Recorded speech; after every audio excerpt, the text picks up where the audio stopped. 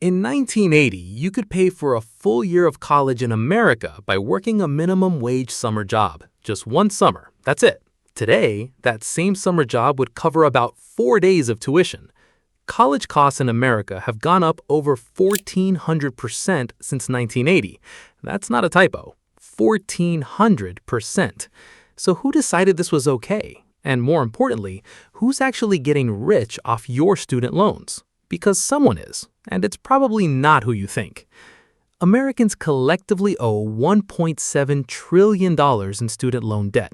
That's more than all credit card debt in the country combined. The average graduate leaves college owing around $37,000, but for many, it's 6 figures before they've earned a single paycheck. And here's what makes it different from any other debt in America. You cannot get rid of student loans by declaring bankruptcy. They follow you forever. Other wealthy countries figured this out differently.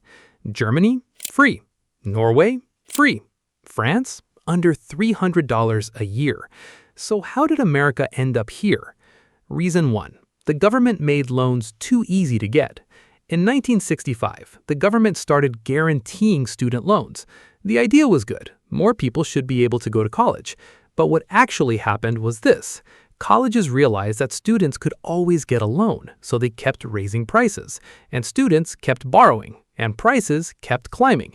It's a loop. Easy money in means higher prices out, and the people setting tuition knew exactly what they were doing. Reason 2. The amenities arms race. Universities compete for students like businesses compete for customers. So they started building luxury dorms, rock climbing walls, lazy rivers, gourmet dining halls. One university in Texas built a $50 million lazy river on campus. Your tuition dollars paid for that. None of this makes you smarter, but it makes the brochure look great, and it makes a price tag go up every single year.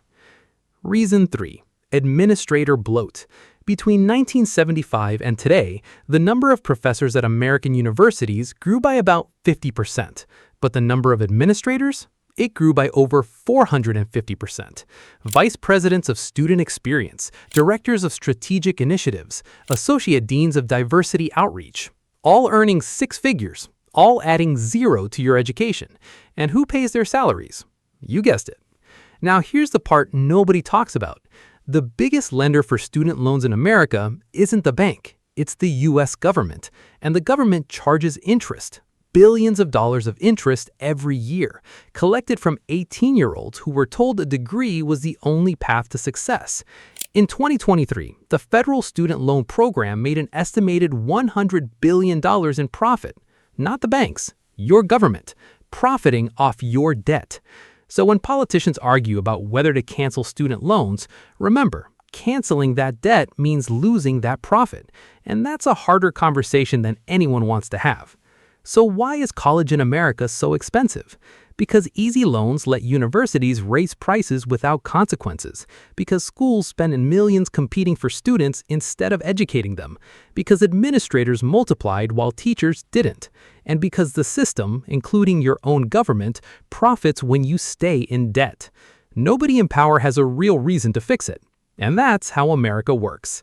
Next week, why do Americans tip everyone? And why do restaurant workers actually depend on it to survive? Subscribe so you don't miss it.